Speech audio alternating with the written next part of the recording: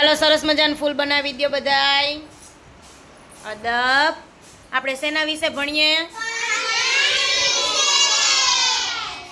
હવે આપણે પાણીનો ઉપયોગ ક્યાં ક્યાં કરીએ ને એ કહેવાનું છે, બરાબર?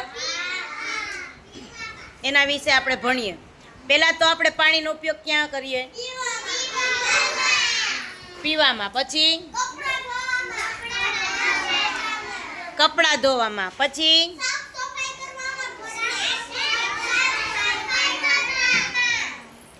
પછી નાવામાં. પછી પોતું કરવામાં. હા, ક્યાંક આગ લાગી હોય તો આગ બુઝાવવા માટે પણ પાણીનો ઉપયોગ થાય. ચાલો પછી ખેતીમાં. ખેતીમાં આપણે કંઈ પાક ઉગાડ્યો હોય તો એને પણ પાણીની જરૂર પડે ને.